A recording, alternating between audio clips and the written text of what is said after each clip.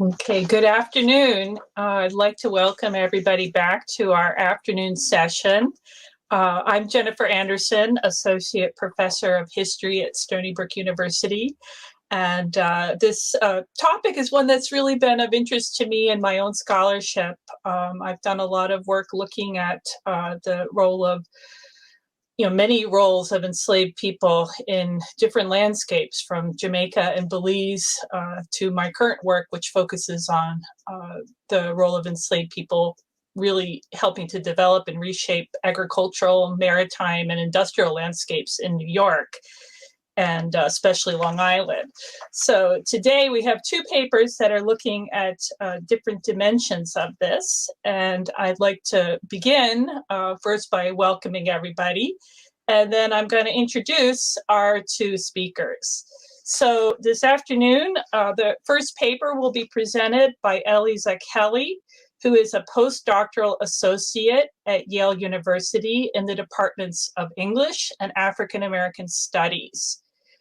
She is a recent PhD from Columbia University, and her current book project explores Black spatial knowledge and practice through African American literature and visual art.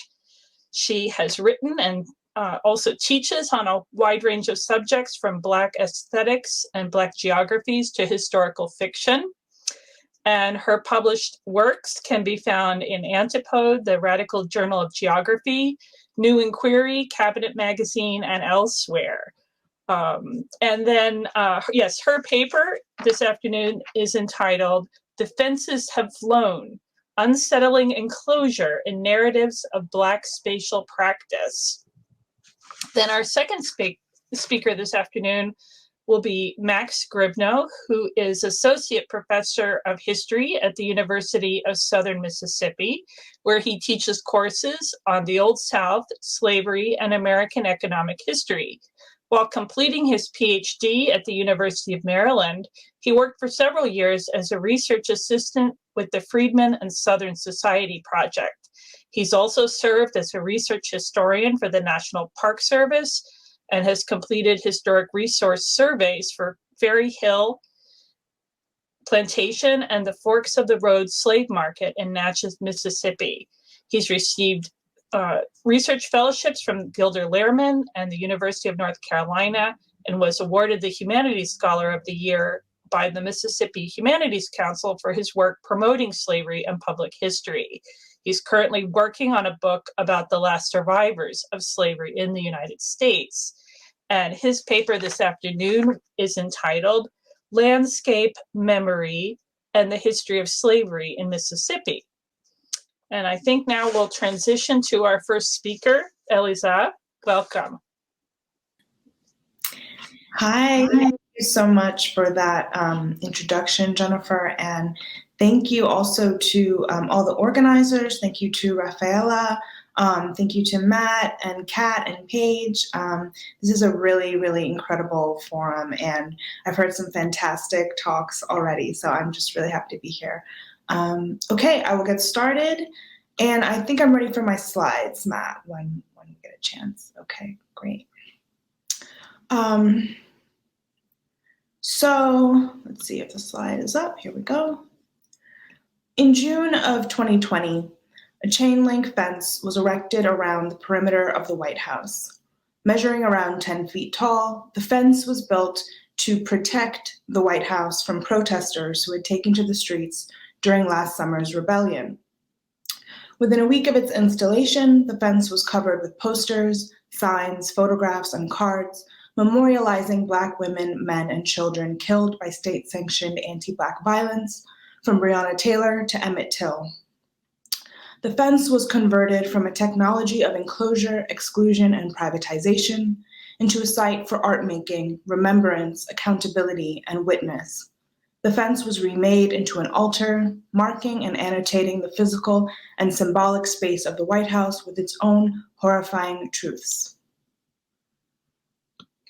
The fence is one of our earliest technologies, which has made possible agricultural production, the invention of property, the establishment of borders, and the fortification of capitalism.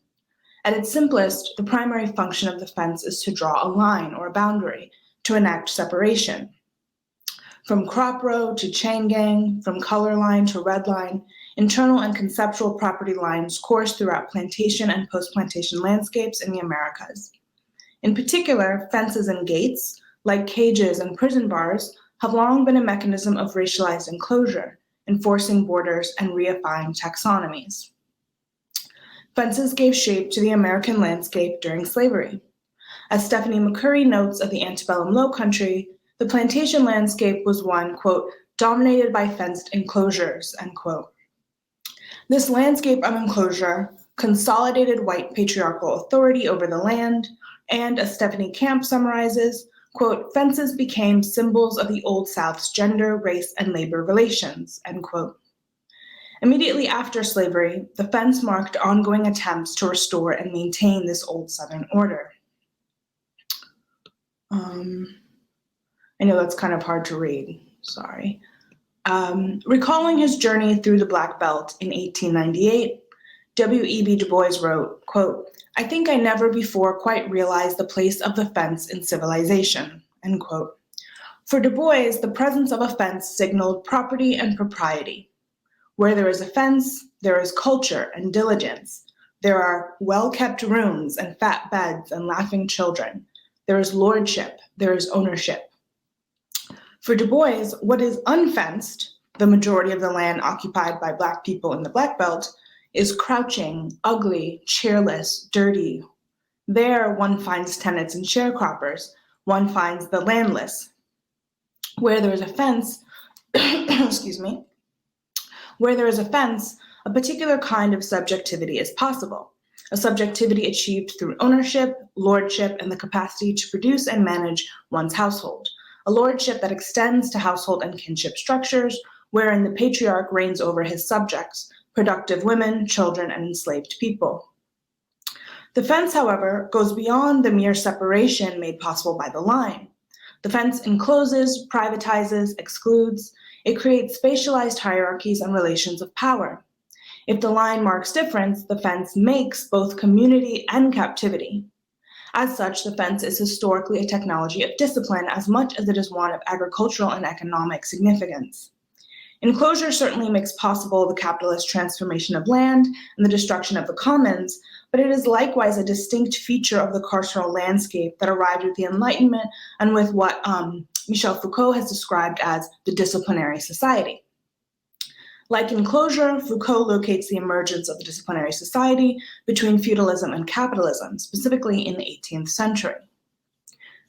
We might consider the regulatory nature of the fence as an extension of the partition, one of the key architectural features of disciplinary power. Foucault explains, the disciplines use procedures of partitioning and verticality. They introduce between the different elements at the same level as solid separations as possible, in order to neutralize the effects of counterpower that spring from horizontal conjunctions. In other words, disciplinary power uses partition to divide the organized multiplicity, the riot, the protest, the coalition, converting it into compact hierarchical networks which form a continuous individualizing pyramid. Thus, the fence, in addition to visualizing and materializing property lines, similarly articulates and enforces the dominant social order of hierarchy, in this case, a multitude of interlocking hierarchies, including but not limited to race, class, and gender. This paper will focus on 3 critical moments in slave narratives by William Wells Brown, Frederick Douglass, and Solomon Northup that document creative, illicit, and radical misuses of the fence by enslaved people. Through such misuse and reimagining, I argue, enslaved people engaged in spatial practices that resisted technologies of racialized management, surveillance, captivity, and extraction. Furthermore, these spatial practices renegotiated and reshaped the Southern landscape of enclosure, revealing it to be provisional, porous, and unstable. Ultimately, I contend that these writings by Brown, Douglass, and Northup illustrate how enslaved people reinscribed the landscape of enclosure in both material and ideological ways. They disrupted its brutal functions and the epistemologies it upheld and reproduced. For one, where the fence appears in slave narratives of the 19th century, We also find various forms of resistance, from reading, writing, and stealing, to counter-surveillance and map reading, in addition to escape. Solomon Northup recounts his first attempt to escape from bondage in his narrative 12 Years a Slave, published in 1853. The attempt occurs after a fight in which he nearly kills the vicious slaveholder Tibeats, to whom he has been temporarily rented out. Instead of killing him, Northup writes, quote, "A voice within whispered me to fly, to be a wanderer among the swamps, a fugitive and a vagabond on the face of the earth, was preferable to the life I was leading." He does flee, recounting, "I leaped a fence nearby and hurried across the plantation, passing the slaves at work in the cotton field. At the end of a quarter mile, I reached the wood pasture, and it was a short time indeed that I had been running it. Climbing onto a high fence, I could see the cotton press, the great house, and the space between. It was a conspicuous position from whence the whole plantation was in view." End quote. He is able to stay here undetected for 3/4 of an hour, long enough to strategically survey the entirety of the plantation. He watches Tibeats mount his horse and gallop away, and even has time to pray to God and contemplate his next move. At the end of the 45 minutes, quote, "Several of the slaves shouted and made signs for me to run," end quote. From his perch, looking up at the bayou, he can see his pursuers, Tibeats and 2 others on horseback, as well as their pack of fugitive hunting dogs. He counts as many as 8 or 10. Northup's knowledge of the plantation geography is heightened by this bird's eye view. "Distant as I was," he says of the dogs, "I knew them. They belonged on the adjoining plantation." Calculating his next move, Northup is able to watch the dog's movement while they track his scent, buying him both time and a strategic advantage he would not otherwise have had were he hid an out or concealed somewhere in the bayou. Only once he confirms that the dogs have sniffed him out does he abandon his position on the fence. The fence, here refigured into a temporary watchtower of what Simone Brown has termed dark surveillance, gives Northup a view of the plantation's totality. Brown describes dark surveillance as a practice of counter-surveillance specific to Black, quote, "Black epistemologies of contending with anti-Black surveillance," unquote. Dark surveillance, she writes, is, quote, "a way to situate the tactics employed to render oneself out of sight and strategies used in the flight to freedom from slavery as necessarily ones of undersight. Dark surveillance charts possibilities and coordinates modes of responding to, challenging, and confronting a surveillance that was almost all-encompassing," end quote. Northup's position from the fence affords him the capacity to map the land around him and strategize to counter the surveillance technologies of the plantation geography. While he would not have had access to a physical map, though being literate and educated, he certainly could read one, he creates his own by occupying this elevated vantage point from which he can still communicate with other enslaved people on the ground. Rather than championing the destruction of the fence, as we see throughout the history of resistance to enclosure, Northup instead relies on the fence and makes use of a vantage point he is summarily denied, the God's eye. The very same optics of surveillance used to control and order bodies on the plantation now serve Northup's attempt to escape. Northup's experiences call into question the totalizing power of enclosure and surveillance. The disruption of such binary conceptions of power and the built environment is just one way that the site of the fence reveals a complicated range of resistant practices within the plantation geography. Written the same year as Northup's narrative, Clotel, or the President's Daughter, by William Wells Brown, is considered the first novel to be published by an African American. The autobiographical sketch of the life of Brown that precedes the novel was intended to present a revised and shorter version of his 1847 narrative, a wildly popular text that saw 4 American editions, 5 British editions, and sold 10,000 copies. Shortly after his escape from slavery, Brown, now a young, newly christened free man, finds himself in Cleveland, Ohio, where he plans to live and work until the spring, at which time he will continue on to Canada. Quoting his own speech delivered at Exeter Hall, Brown proceeds to recount the story of, quote, the efforts made by a fugitive slave to obtain for himself an education, end quote. Up until this point, Brown has worked solely for his food, but upon earning his very first shilling, he decides to purchase a spelling book and sugar candy or barley sugar, which he uses to convert into teachers the young boys of the family for whom Brown works.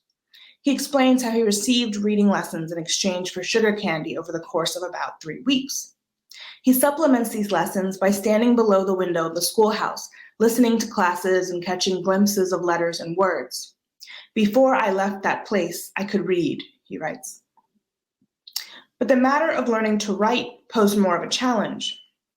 "You will understand," Brown reminds us, "that up to the present time, I never spent a day in school in my life, for I had no money to pay for schooling, so that I had to get my learning first from one and then from another." He then describes his scheme for learning how to write. Just make sure I'm on my right slide. Okay, there we go.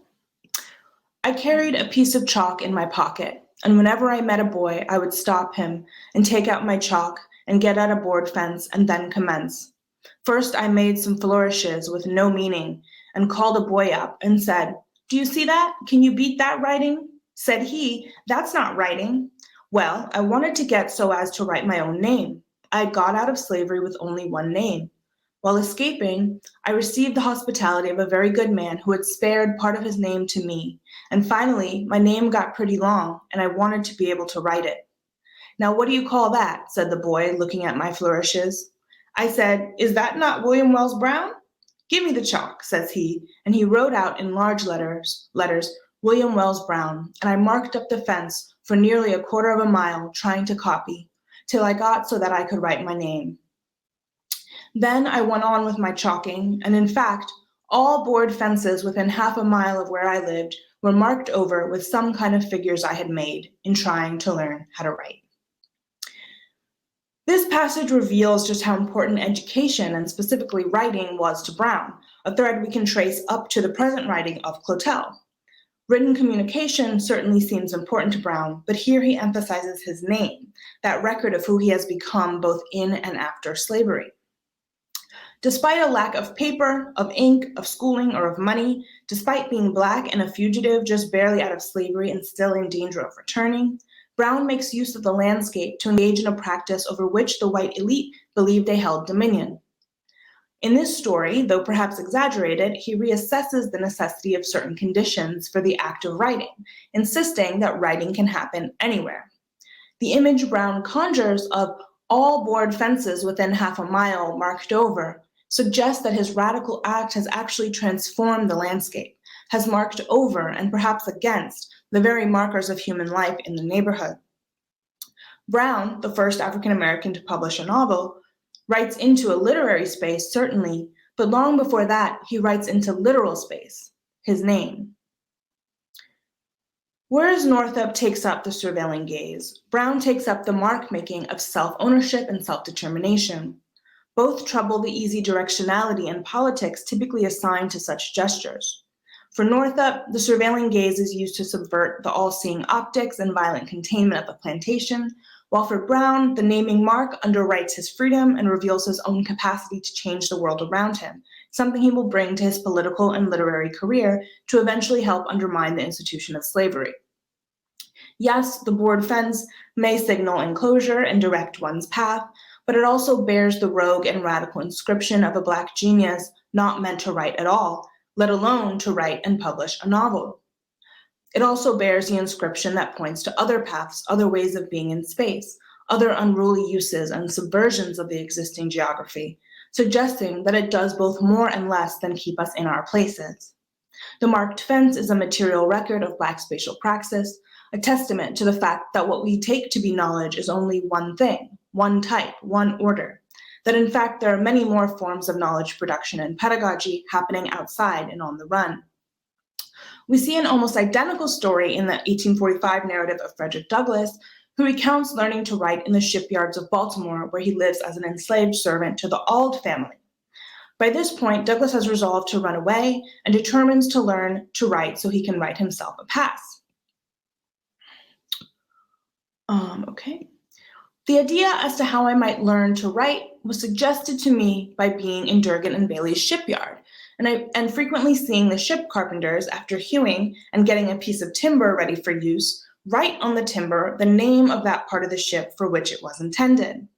I soon learned the names of these letters and for what they were intended when placed upon a piece of timber in the shipyard. I immediately commenced copying them and in a short time was able to make the 4 letters named. After that, when I met with any boy who I knew could write, I would tell him I could write as well as he. The next word would be, "I don't believe you, let me see you try it." I would then make the letters which I had been so fortunate as to learn and ask him to beat that. In this way, I got a good many lessons in writing, which it is quite possible I should never have gotten in any other way. During this time, my copybook was the board fence, brick wall, and pavement. My pen and ink was a lump of chalk. In addition to these public surfaces of the city, Douglass also writes in the blank spaces of his little master Thomas's discarded copybook.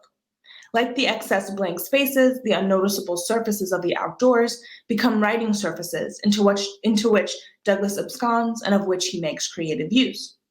Through his ingenuity, he reconfigures the city into a site of learning, a vehicle for his own agency, and eventually perhaps liberation. The picture of literal street smarts evoked by writing against pavement, walls, and fences untethers pedagogy and knowledge from the classroom, from wealth, and from whiteness. For Douglass, as well as for Brown, writing and reading are inherently already radical and revolutionary. Douglass recalls the experience of overhearing Mr. Auld warn his wife that, quote, "If you teach a nigger how to read, there would be no keeping him. It would forever unfit him to be a slave. He would at once become unmanageable and of no value to his master," end quote. Like the excessive, misplaced inscription and flourishes that mark the fences around Cleveland and Baltimore, to read is to become unmanageable, to move outside and into excess of the containment that Black life ought to prescribe. The 2 images of Douglass's and Brown's copybooks, thought together, produce an alternative geography, one of fences all across the Americas, potentially dotted, scratched, embellished with the text of unknown Black writers coming into words. Given that these sites of inscription are both paperless and ephemeral, the only available record of such practice, which converted fence into writing surface, exists in these narratives. This literary archive of paperless inscription makes visible the creative reinterpretation and remapping of the plantation geography. Resistant Black spatial praxes constantly engaged in the alchemy of transformation, boy to teacher, fence to tablet, slave to free. Of course, while neither fence in the narratives of Brown and Douglass are plantation fences, they in fact signal the complex and heterogeneous plantation geography as something multiple and multiply differentiated, which extends south from the South and Central Americas and the Caribbean and north beyond Baltimore to shape the lives of bondspeople in the Midwest, New England, and Canada. Both Brown and Douglass might not be on plantations, but they are enslaved. They cannot go to work, and they risk their very lives to read and write. The city, in both slave states and free, is an inextricable zone of the plantation geography, just as postbellum landscapes, rural and urban, are foregrounded and undergirded by what Clyde Woods has called the blueprint of the plantation. From the very beginning of his narrative, Douglass is interested in imagery of marked fences. After all, perhaps one of the most theorized scholarly objects for Black studies in recent years has been the blood-stained gate, that entrance into the hell of slavery, an initiation into the violence of enslaved existence by way of his Aunt Hester's scream during a brutal assault. While my concern here is with material fences and gates, this metaphorical stained gate raises instructive questions. This gate does not mark a transition between spaces, but one between ontological statuses, one that plunges Douglass into the shocking brew of the subject-object entanglement of becoming and being enslaved. The gate transforms him, as it did with the land, into private property. This passage is not passive, but one that conceivably marks those who pass through it with the ineradicable brand of slave subjectivity. What does it mean for Douglass to then, years later, mark the fence back? Yet another marked fence makes an appearance. In an early passage of his 1845 narrative, Douglass describes Colonel Lloyd's large and finely cultivated garden, whose fence constantly fails to prevent the theft of fruit. Scarcely a day passed during the summer, Douglass reflects, but that some slave had to take the lash for stealing fruit. In response, he writes, the colonel had to resort to all kinds of stratagems to keep his slaves out of the garden. The last and most successful one was that of tarring his fence all around, after which, if a slave was caught with any tar upon his person, it was deemed sufficient proof that he had either been into the garden or had tried to get in, end quote. The tar-marked slave would be brutally beaten. Following the closing of the Southern Range in the mid-19th century, the fence now came to stand in for the privatization of land. Camp writes, quote, certainly the hunting and foraging that was permitted on unfenced land, even if privately owned, stopped when a fence was encountered. Where privately owned land was previously still a part of an imaginable commons of subsistence, it was now articulated as private and thus inaccessible by the presence of the fence. The theft from Colonel Lloyd's garden might be thought of as an assertion of what Douglas names the slave's right to steal, a moral imperative and customary right to the land. The morality of free society, Douglas writes, can have no application to slave society. Slaveholders have made it almost impossible for the slave to commit any crime. If he steals, he takes his own. Here, his own did not only refer to the product of his own labor, which often was the object of theft, but also his own, meaning what is in relation to him a like object. Quote, in the case of my master, it was only a question of removal, the taking of his meat out of one tub and putting it into another. The ownership of the meat was not affected by the transaction. At first, he owned it in the tub, and last, he owned it in me. By reframing the tub and the body as fictional partitions between one undifferentiated mass, that which is owned by the master, Douglas insists likewise on an alternative ecology of subjects and objects on the plantation, a different relation and sense of coalition and affiliation across ontological boundaries. But the particular moral economy of the plantation was not something with which the ruling class had to cooperate. Its assertion was more often than not made at the cost of violent punishment, just as the blood-stained gate had marked an entrance into the hell of being enslaved. So the tar-stained gate marked a passage through another kind of ontological border. The slave's right to steal was also the slave's assertion of another kind of moral economy, another kind of world, over, under, and against the one given and enforced by the fence. The negotiations at Lloyd's garden fence emblematize the dialectical nature of all fences. Their carceral and enclosing nature is bound up with their porousness, their capacity to be penetrated. It is this unstable materialization of the already unstable figure of a border that is indexed by the tar markings and the future violence to which they attach. The tar marks the perpetual and inevitable failure to impose the plantocratic order of things. I know I'm running out of time. I'm almost done. Thus, the marked fence denotes the failure of plantocratic management. The unmanageable emerges both as that which breaches spatial boundaries, refuting the proposal of private property, and significantly as the slave who can read and write. To read the fence as an available site of inscription, not only for the inscription of boundaries by regimes of power. I'm sorry, I'm just reading this. Yes, I'm almost done. I'm almost done, I promise. But also as material objects whose standardized blankness and ubiquity render it the perfect tablet, is to identify potential sites of resistance and rewriting. In each of these cases, transformation is at the heart of Black spatial praxis. Spatial technologies designed to enclose, surveil, manage, and extract Black life and labor are misused and repurposed. The arrangements of plantation relations are disarranged and unsettled. First-person accounts of plantation geographies by the enslaved reveal the porosity of boundaries and the instability of plantocratic power to be already constitutive of the American landscape. I will skip some of this. As the protesters at the White House demonstrate, the fence is still a contested site of spatial and political production, one that continues to affect racialized enclosures and yet continues to be reimagined, resisted, and transformed. Thank you.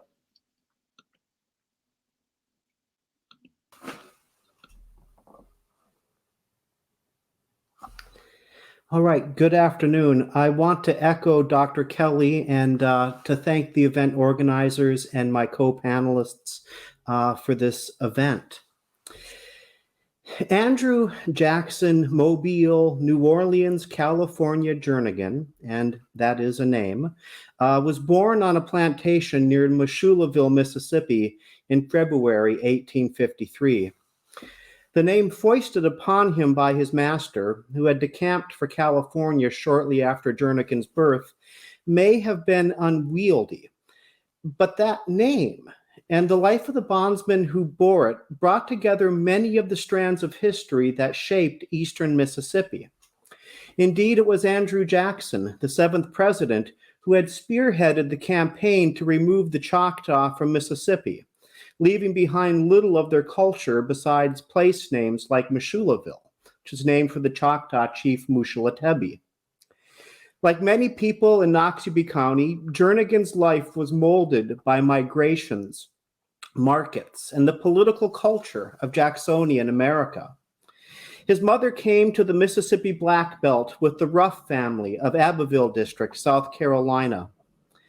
They were as rich as cream, Jernigan told a Works Progress Administration historian, and owned many blacks. Unfortunately, Jernigan's father was not among the human chattels on the Ruff plantation. He was owned by Tom Jernigan and was only allowed to visit his family on Wednesday nights and Saturdays. The Mobile and New Orleans in this enslaved man's name reflected the importance of these entrepôts to the region's cotton planters. Nelson Buck, who was also enslaved in Noxubee County, remembered that before the railroad came, planters in that neighborhood would haul their cotton to Warsaw, Alabama, on the banks of the Tombigbee River, where it was transshipped to the Gulf Coast. This was the main shipping point of cotton, Buck told a WPA interviewer in the 1930s. My pa hauled many a bale to Warsaw, where it was loaded on the boat and carried down the river to Mobile and New Orleans. Both Jernigan and Buck remembered the coming of the Mobile and Ohio Railroad as a seminal event in their county's history. Jernigan's father was, quote, a first-class log hewer who cut ties for the Mobile and Ohio. The enslaved people provided the muscle and sweat to complete the railroad through the prairies of East Mississippi. In 1855, Jernigan recalled, the M&O Railroad notified the planters to spare what slaves they could, so they could get the railroad to make and built by the 4th of July. The history woven into Jernigan's name is a powerful reminder that the personal experiences and memories of slavery were profoundly emplaced. As the geographer Tim Cresswell notes, quote, place and memory are inevitably intertwined. Memory, he explains, is both personal and social, with some allowed to fade by their communities and others preserved and invested with even deeper meaning. This process of forgetting and commemorating occurred in Mississippi during the late 19th and early 20th centuries. Although the memories constructed by the state's white citizens ultimately came to dominate the public memory of slavery, the process was uneven and contested, especially at the local level. Indeed, during Jernigan's lifetime, local or vernacular histories circulated within Black and white communities and provided a counterpoint to larger historical narratives, frankly myths, that were being promulgated by champions of the lost cause. Now, this essay examines the tension between these narratives by looking into local histories of slavery in Mississippi during the decades in which slavery passed from personal memory, from a lived experience, to a historical memory. It argues that the intentional forgetting or misrepresentation of the peculiar institution that occurred at the state and national level developed in tension with local histories that preserved different memories of slavery, ones that underscored not only its violence, but also its importance to the state's economic and social development. Moreover, it suggests that these, that these histories embedded in the landscape proved remarkably enduring, surviving well into the 20th century despite the efforts of Southern apologists to splash whitewash over them. In the decades after Reconstruction, white Mississippians attempted to erase slavery from public memory, or at least to make the institution seem either benign or insignificant. We glimpse part of this in the state's history textbooks. Consider, for example, the first state history textbook adopted from Mississippi's public schools. Written by Mary V. Duval, the Student's History of Mississippi, published in 1887, contains just one reference to slavery. Now, despite, or perhaps because of Duval's almost complete erasure of slavery and enslaved people from Mississippi textbooks, her work received ringing endorsements.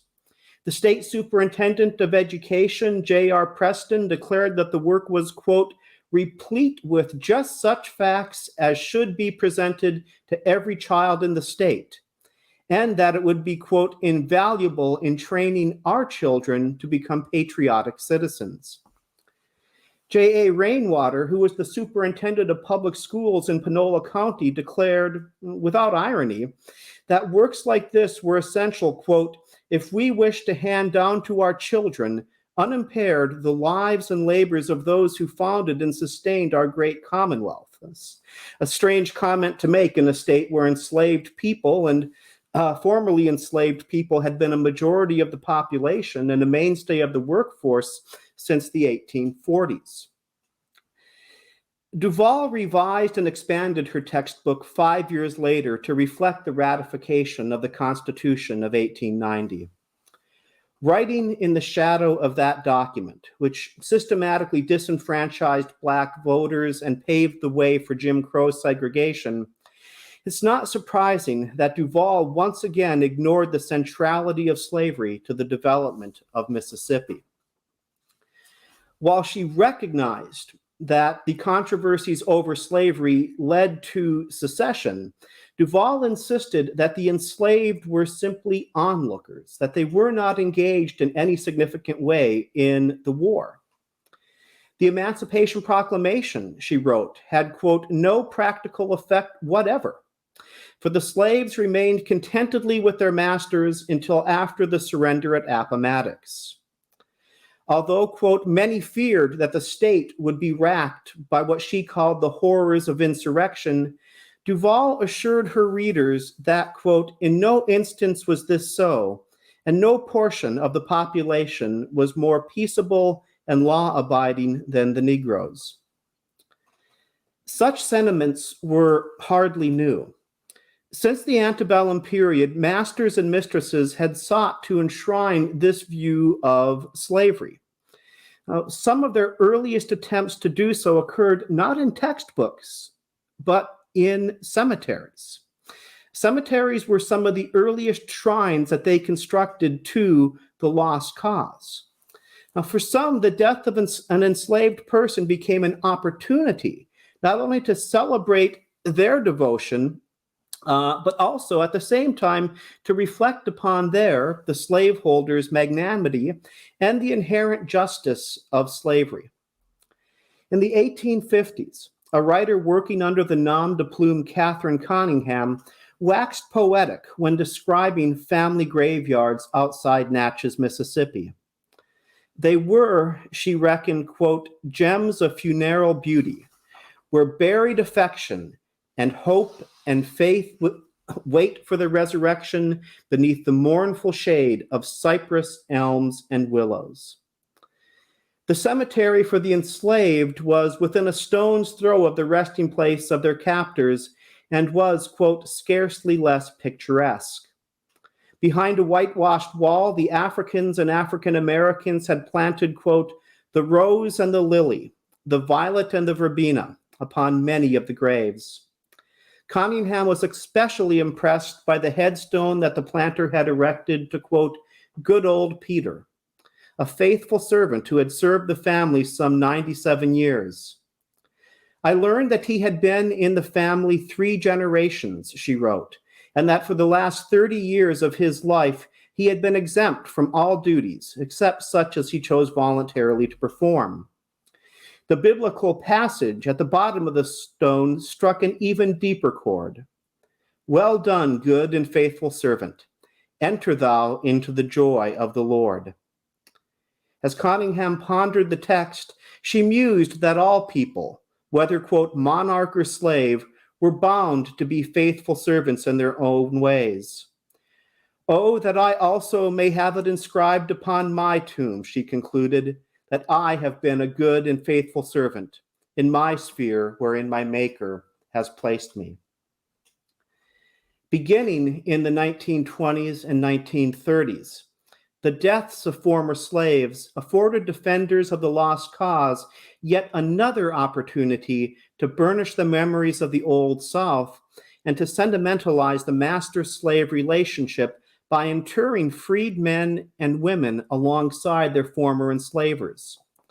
In 1933, for example, the Collins, Mississippi chapter of the Daughters of the Confederacy showed that they had, quote, inherited the love the old Massa and Mrs. had for the faithful slave.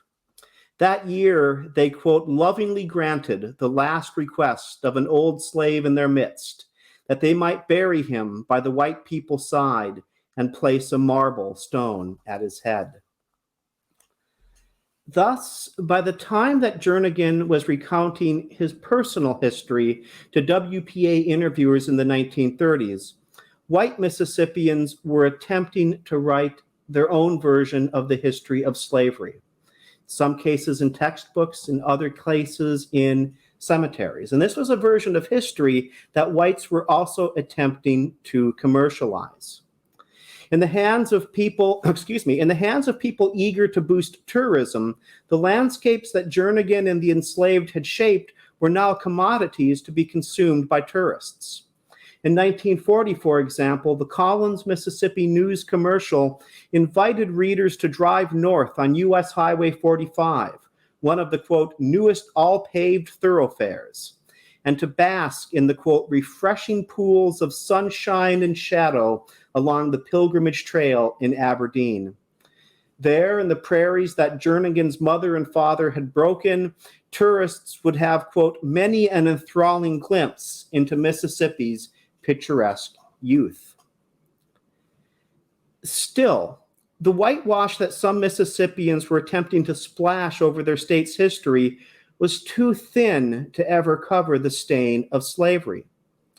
There is evidence that on the local level, blacks and whites shared at least some of these stories about slavery, and that these stories very much cut against the grain.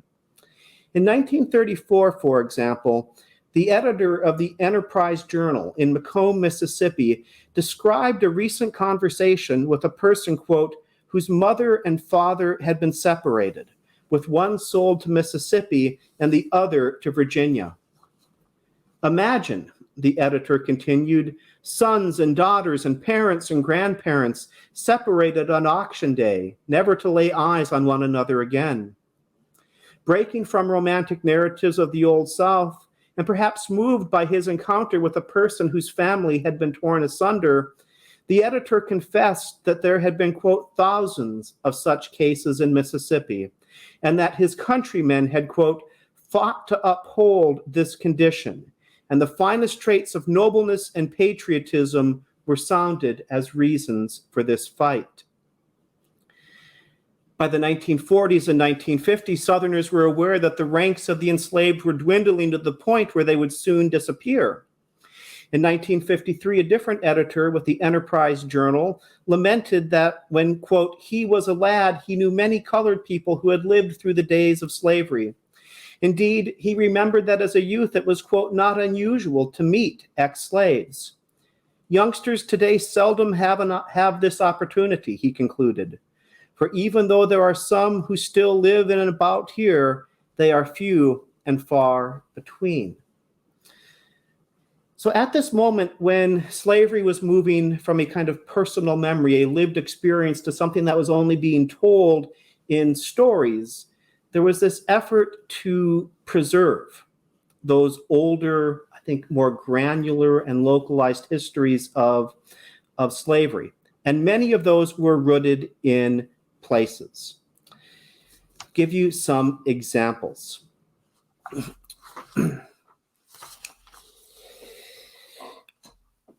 When WPA historians fanned out across Mississippi in the 1930s, they're most remembered for the interviews that they conducted with former slaves. But they also took very detailed notes about the landscape, historic trees, historic fences, historic buildings. Anything that was old, they took time to document it, but also to record stories about it. And oftentimes these stories told, or the stories told about these places, were stories of violence. They were stories of resistance. Excuse me. On the road between Panola and Weathersby, Mississippi, for example, there stood an old hickory tree. The tree was ancient, one of the oldest trees in the county. When WPA historians asked about this, they heard several stories from people in the neighborhood, and they described what had happened to that tree during the Civil War. Apparently, there was one limb on the tree that was incredibly gnarled. And according to the local stories, this was the branch upon which an enslaved man had been hung during the Civil War when he had attempted to escape. There was another very misshapen tree in that county. This was a massive, massive tree that looked like it had been cut in half. And the stories that people told about that tree was that there was one particularly violent and wealthy planter who, in order to survey his vast lands, had climbed up that tree, cut off the top part, and built a platform on top of the tree that was his lookout for surveying all the fields around there. And that whenever he saw an enslaved person slacking in their work or attempting to escape, he could signal from the top of the tree to dispatch an overseer, maybe a person with dogs, to run down that enslaved person. Memories of slavery attached themselves to buildings too. Like other pieces of local lore, the origins of these stories were often grisly and murky. Consider, for example, the stories that became emplaced at the George Wilson Place, a two-story plantation perched along the Pearl River north of Monticello, Mississippi. Built sometime in the 1830s, the, quote, handsome home had fallen into disrepair by the time that historians visited in the 1930s. The upper story has recently been torn away, they wrote, and one of the chimneys has fallen.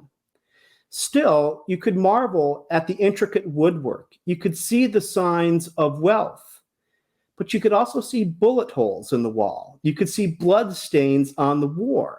And as they interviewed people in the neighborhood about this home, they told stories that these had been caused by a slave revolt, that an overseer had once escaped into this house and had barricaded himself inside the home, and that the enslaved had laid hands on a firearm, shot through the door, and killed the overseer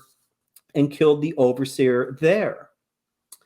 Still another story of a giant cypress log in the Mississippi Delta said that when the news of the Emancipation Proclamation reached Mississippi, that enslaved people had used this giant cypress log as a bridge across one of the rivers in the Yazoo Mississippi River Delta, and that they had stampeded across this log to spread news of the Emancipation Proclamation and the advance of Union soldiers to people in the neighborhood. Now, again, all of these stories, the stories of the trees, of the houses, these are stories that were circulating in communities in the 1930s. And they fly very much in the face of the types of stories, the kind of moonlight and magnolia myth that was being promulgated in textbooks. So the contrast between the histories produced by champions of the lost cause and the more granular and complicated narratives that circulated within Mississippi communities are powerful reminders that memory, or rather memories of slavery, were both dynamic, multi-layered, and contested. And as historians now wrestle with how to understand the nation's tortured histories of race and slavery, the examples of Mississippi suggest that we must attend more carefully to place and to the innumerable histories that circulated among people in the generations following emancipation. Thank you.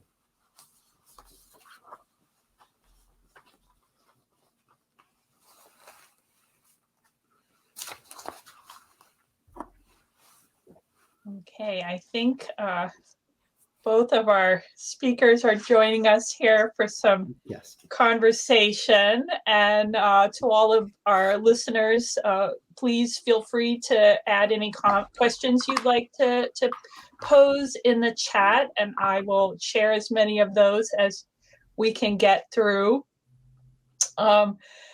So having had the opportunity to read these papers ahead of time, I've been reflecting a lot about where some of the interesting convergences are, and you know, reflecting on my own work actually at many historic sites, where one of the things that has really been intriguing to me is to try and understand the way in which different people traversing the same spaces, the same landscapes, often have such different interpretations of them, and always reminding myself that you can't assume that you're necessarily understanding how other people are perceiving or navigating space. And I wondered if you know, this theme comes up in both of your papers in different ways, about how people interpret space, and how, Max, they attach memory to it.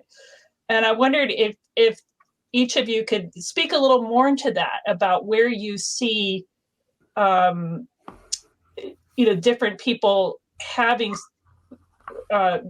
different perspectives. So Elleza, on fences, you know, what do they mean to people on each, you know, opposite sides of them? And Max, in these local communities, was there consensus around what these particular historical markers meant? Or even within those local memories, is it a contested space as well? Elleza, you maybe want to tackle that first? You're muted. Yeah, I would love to start. I mean, I think that, you know, sort of in the most simplistic way, I think that's kind of what my paper is about, right? It's about the ways that the fence actually gets reinterpreted, and through this like different way of perceiving the fence, it actually transforms what the fence is, right? So the fence is seen by the planter, right, as this very important technology that makes agriculture possible, that makes you know, capitalism possible, that sort of contains, right, and that also kind of exhibits, right, or appears to have the aesthetic of order, right? Things are orderly. And so the fence is this very kind of beautiful, important technology, I think, from a kind of plantocratic perspective. And then, of course, for those being contained, right, it perhaps appears to be more disciplinary, more carceral. And actually the part of my paper that I skipped, which I think you're probably also thinking about, which is right at the end, is, you know, I'm sort of thinking about, so I say, these accounts document how the architectures of management that define the plantation complex are encountered as a provisional geography. They're apprehended, manipulated, and literally seen differently by the very subjects thought to be made, disciplined, and contained by fencing and enclosure. So, you know, they tell us what happens when people who are meant to be fenced, right, whose identities are sort of conceived out of like the ordering and sorting power of the fence, engage with that object materially. And so, yeah, so I think that's kind of at the core of what I'm. You know, one thing that it really struck with me, I've been reading with some of my students, Frederick Douglass's My Bondage, My Freedom. And I'd never done this before, but you inspired me. I did a Google search on fence to see how it comes up. And one of the things that was striking to me is in evaluating sort of different landscapes, Frederick Douglass often will comment on the quality of the fences and if they're broken down or not. And the other thing is that in several instances, he mentions people going into the corners of the fences. Yes. Do you know what I'm talking about? That he says Covey hides, like he hides in the corner of the fences, and that when the working, you know, women in the field, when they need to nurse their little ones, they go into the corner of the fences. And when he was upset and, you know, as a little person wanted to cry, where did he go? he went into the corner of the fence, and I never noticed that before. But it's this sort of marginal space that's suddenly liminal kind of space that it seems to define the limits of their landscape. Yeah, that's also a shape-shifting space, right? Like, yeah.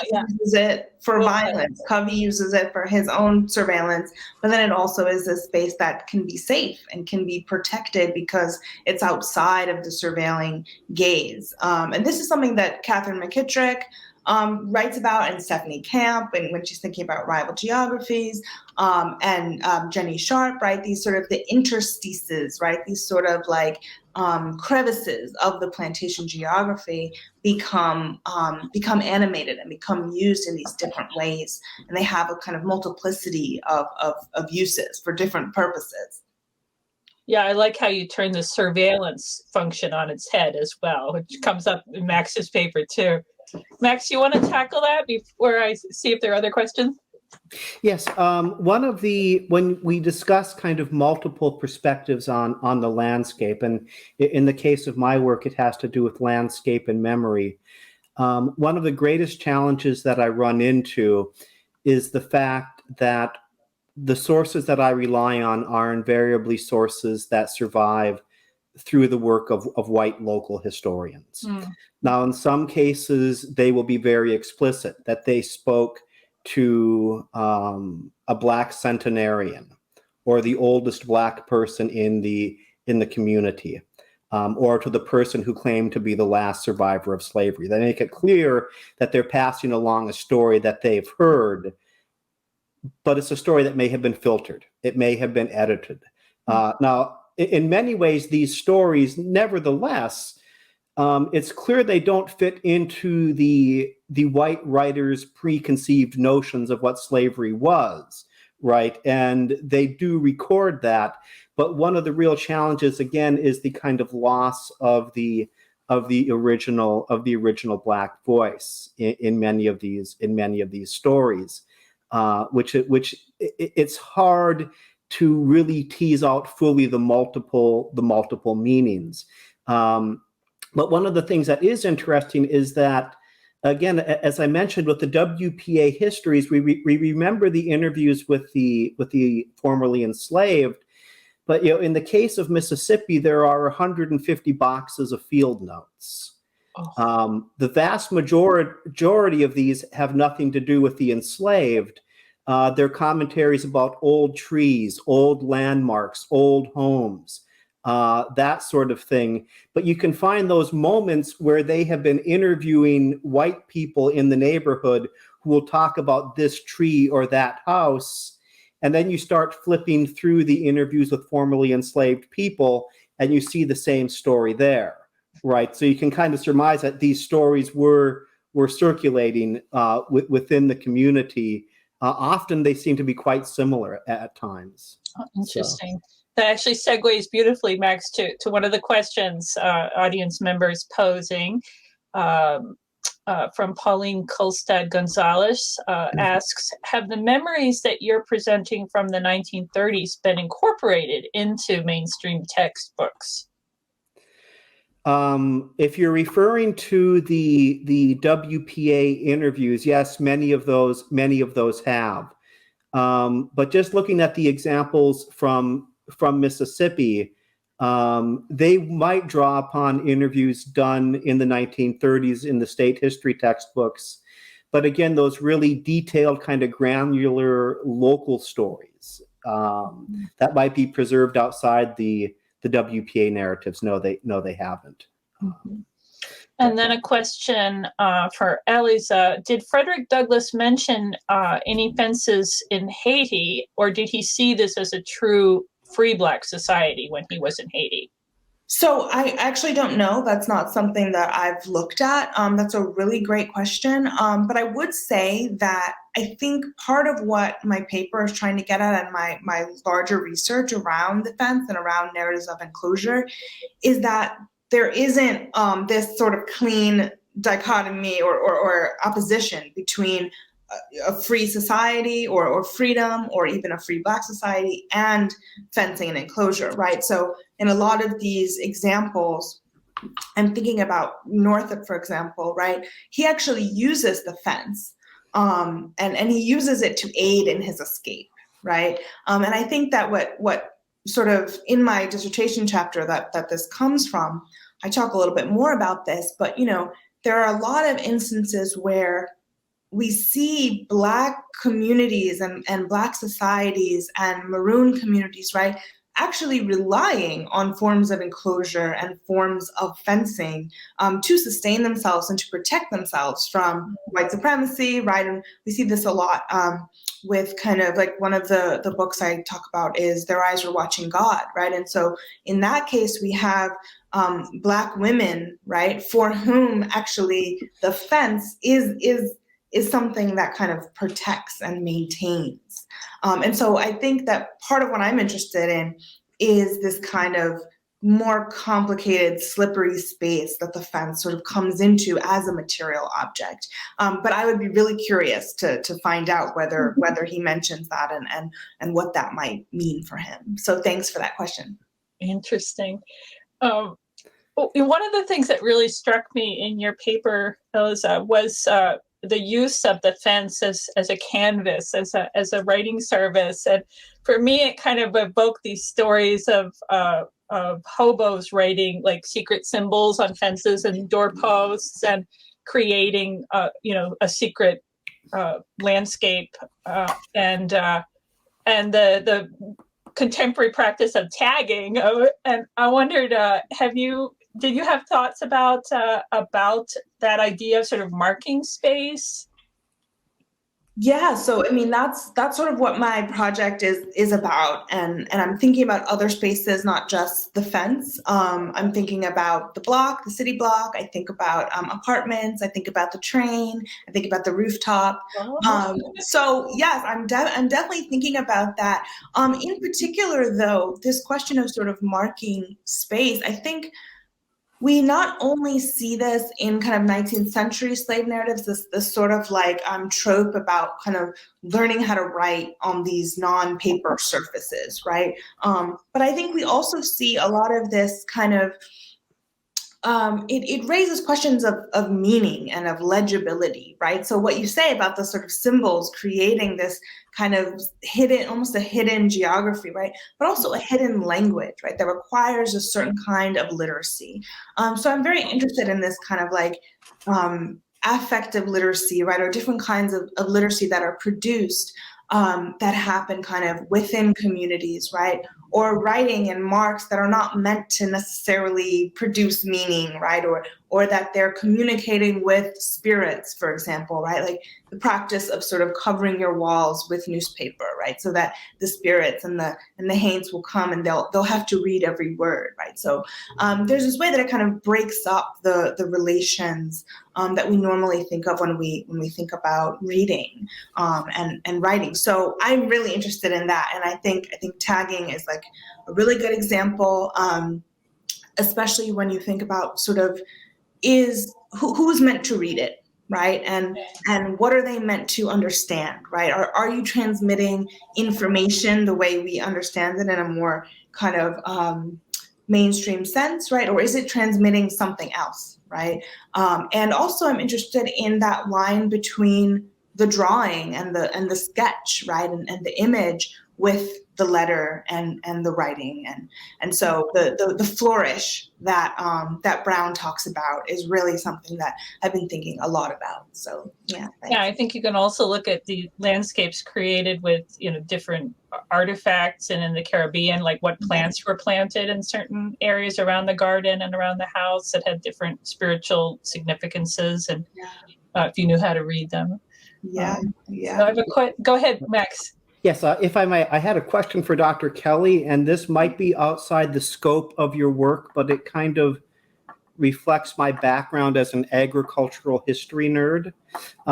So before the war, the assumption was you fence in your fields and let your hogs run about. Mm-hmm.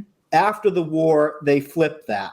Mm-hmm. And suddenly poor white farmers get mad as can be about that, because they basically lose the commons that had allowed them to be subsistence farmers.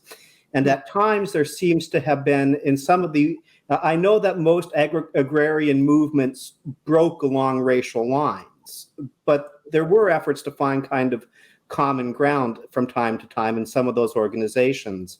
Is there any discussion in your work after the war of poor whites and formerly enslaved people kind of coming together to rethink how they understood the spatial world of the rural South? Yes, I mean, there is a lot of, as you know, there is a lot of scholarship around the sort of closing of the southern range, right? Which is like this flip that you're talking about. Right. And a lot of that scholarship has really, really valuable sort of discussion of both of kind of interracial kind of solidarity, right? That is kind of class solidarity about the elimination of the commons. But also that kind of asks about or interrogates the relationship between the closing of the range and the desire to force Black labor back to the plantation, right? So yes, I mean that's like a big thing that I'm working through, and you know, this is actually something that Du Bois mentions in Souls of Black Folk. It's very interesting. He's talking about going through the Black Belt and encountering all of these, you know, different people who have basically been negatively impacted by the fence law and stock law. Right? They go by different names and stuff.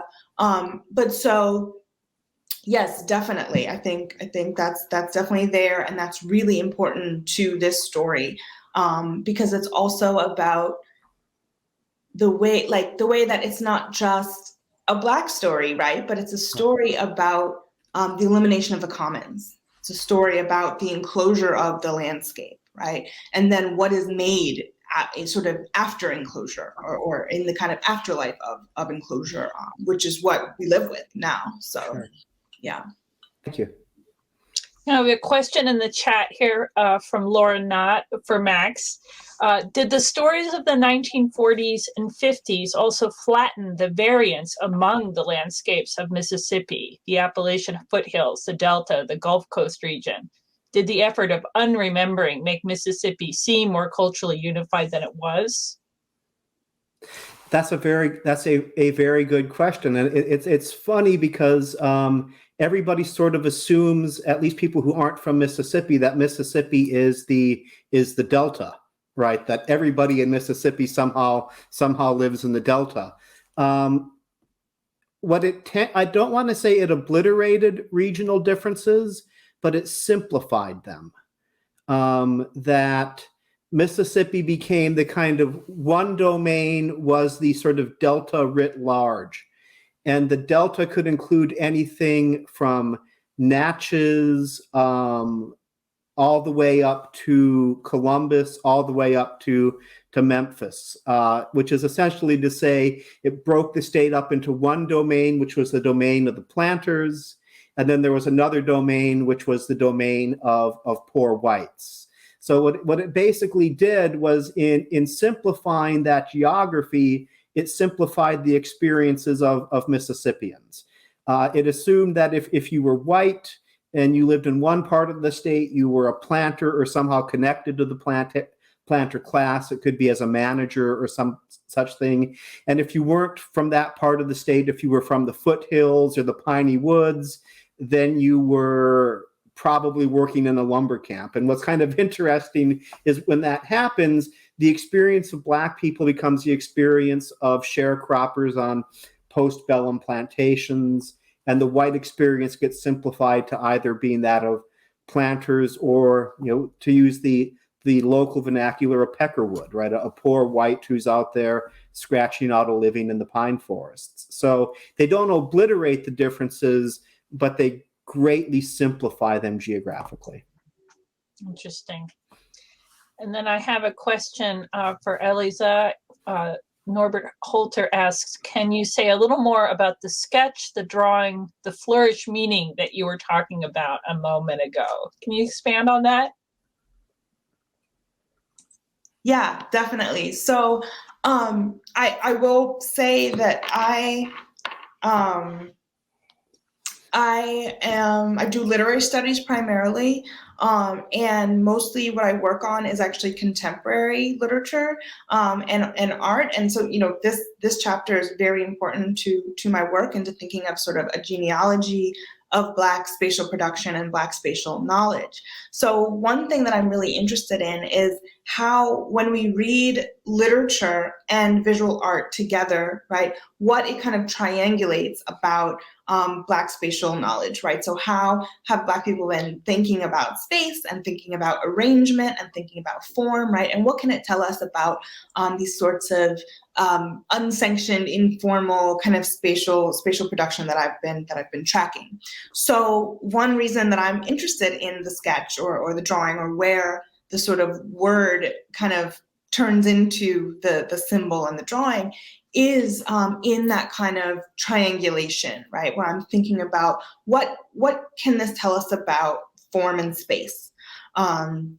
So I think, I start by thinking through artists like Renee Gladman and Julie Moretu, right? And so these artists who are kind of using lines and marks to kind of worry that line or trouble that line, especially when it comes to, like I said before, legibility, right? And what is legible to whom.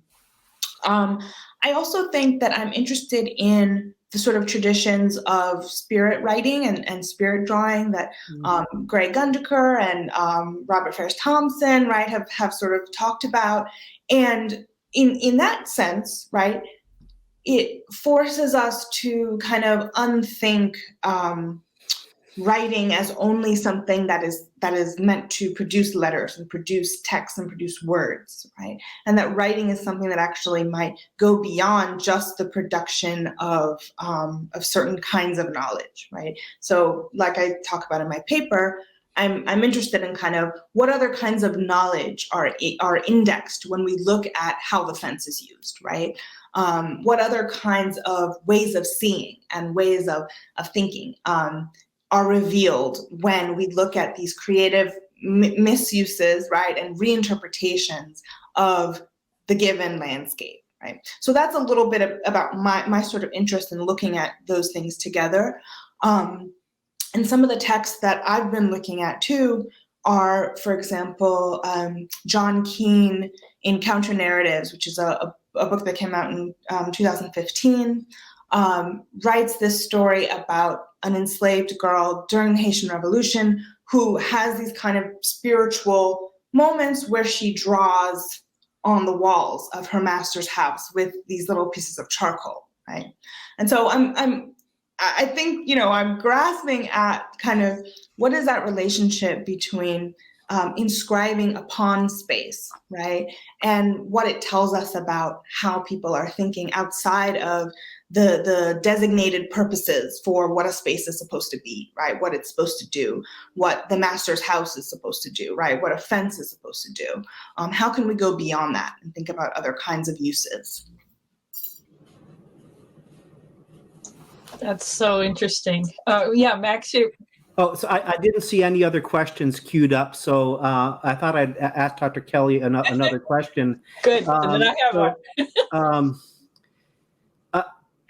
As I was listening to your work, it got me thinking about Walter Johnson's notion of the carceral landscape, and where it goes beyond fences, right? It's a simplification of the ecosystem, it's deforestation. I was kind of curious if you could comment on where your work intersects with his and how you see your work complementing, contradicting, adding to his work. I think my work has only one relationship to his work, which is it's indebted to his work. Okay. And I don't think I can complement or add on to it that much.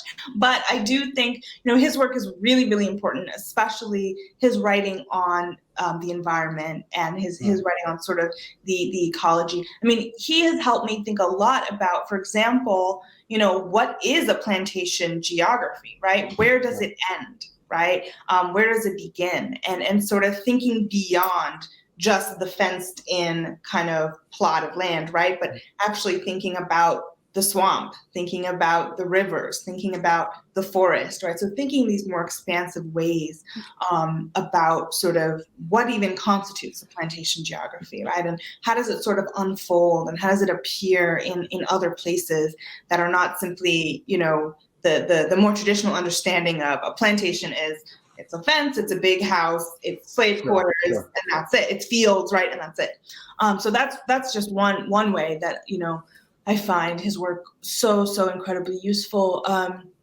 But also his writing on sort of the interstices of the plantation landscape, right? Like we were talking about before with Catherine's work and Stephanie Camp, right? This is something that Walter Johnson also writes beautifully and really insightfully on is, you know, he talks about the German coast uprising, right? And we sort of understand how these rebellions were plotted, right? Sort of like on the clock in the interstices of this landscape, right? And that they used the landscape, they used the kind of ways that these plantations were laid out along the coast, right? Sure. To sort of to plan the rebellion, right? So I'm indebted and trying to sort of just go deeper and think a lot more about fiction and about how sort of fiction can also buttress and supplement and think about how these spaces were transformed and used. Mm-hmm. Thank you. Yeah, and I think another theme that comes through in both of your papers that you more allude to, Elleza, in the opening pages, are these landscapes of violence. And you know, Max, I'd like you to speak more to that as well. But Elleza,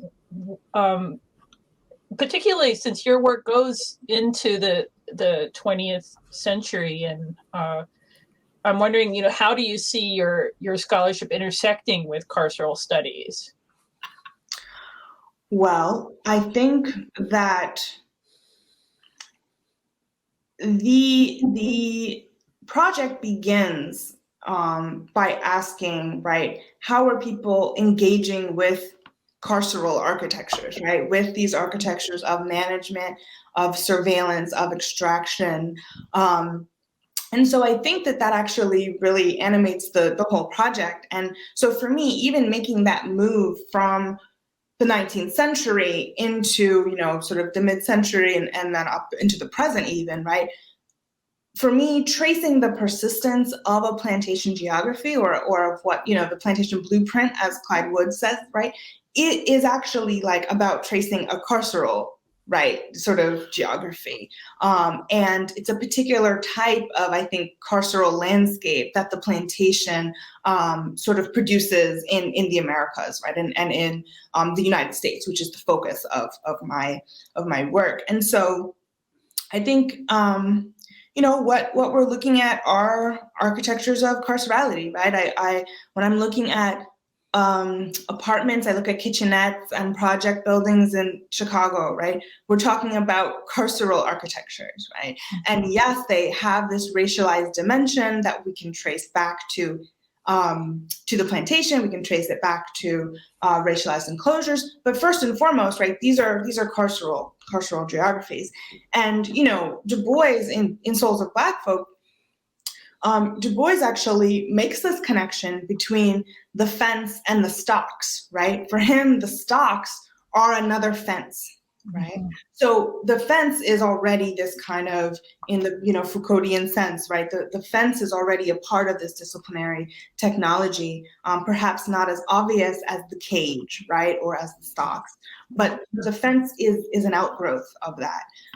And so that's sort of where the project starts. And as we move towards the sort of urban north, we're moving into even more explicitly carceral spaces, and we're moving into the time of mass incarceration, right? Mm-hmm. Which is also, I think, for a lot of scholars, an extension of the plantation geography, right? So yeah, I would say that's just one of the ways. And Max, Oh, sorry. Go Can ahead. I ask a question to you, Oh, Dr.? yeah, please do. Please do. Yeah, okay. So I was so fascinated by the way you're talking about naming. Right. And you open with this name that sounded a lot like one of my great-great-grandfather's names, actually. But so I would love to hear you talk about, I thought about Toni Morrison, the whole time during your talk, and not just sort of what she does with kind of the relationship between street naming, right, and street renaming, right, which is kind of, in Song of Solomon, is the sort of Black practice of like turning the main street into not Dr. Street, right? But also of how Morrison talks about the way that the landscape contains and kind of archives, right, memory. So Sweet Home and the clearing, right? So I would love to just hear you talk a little bit more about kind of this relationship between the naming and the names of places and people with kind of the way that the landscape holds. Yeah. Right, and part of that, this again, I hate to keep going back to the WPA materials, but it has really just been this amazing kind of gold mine. And one of the things they did in Mississippi was they went and they were delineating rural neighborhoods, specifying that it's not just this undifferentiated mass of small farms, that there are certain districts where everybody may carry the surname of their former enslaver. And you can even see that in the census records in some cases, where there'll be these clusters of Black families with the same surname, and it's very close to where a plantation had once been. But they also point out that there were, throughout the state, areas where formerly enslaved people had moved on to cut over land and other marginal lands to create Black neighborhoods. And oftentimes these would take on, it was a racial slur used to describe it. It was this ridge, that hollow, that sort of thing. And then there were other neighborhoods where it was known, even though it was very much in the countryside, that there were some neighborhoods that Black people were not supposed to go into. There was one fairly famous one, actually not far from where I live, called Sullivan's Hollow. And according to the stories that were told, that if a person of African descent went there, there was one family that made a habit of grabbing them, putting them in a harness, and making them pull a plow as a type of punishment and a warning not to go over there, and that these neighborhoods were thoroughly understood to exist. And one of the things that I wonder about, that I've never quite been able to hammer down, is the extent to which stories about violence, these trees that had been used for lynchings, that sort of thing, if these stories were serving they reflected more perhaps the racial realities of the Jim Crow South than they ever did of the antebellum South, right? That they're there to kind of inscribe the landscape with meaning, and somebody just attaches a story to it to say, this is why that tree looks that way. It's a dangerous place to be, and you shouldn't be there.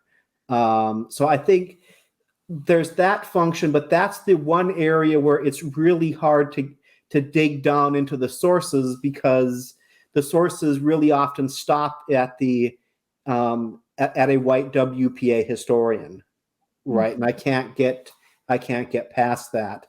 And I know you asked a very expansive question, and that's, I think, only part of an answer, but. No, that was great. Thank you. Thank you so much. And I know I won't talk because I know we have to wrap up. Right. But thank you. Yeah, thank you. Yeah, this is really, thank you both for some really interesting papers. I think there's a lot to ponder on, and we'll look forward to seeing how your work unfolds as this progresses. So thank you both, and thank you to our listeners today. And I hope everybody joins us back for the next panel convening tomorrow morning at 10 a.m. So thank you, Professor Grivno and Professor Kelley. Appreciate it so much. Thank you all. Have a good night. Good night. Good night.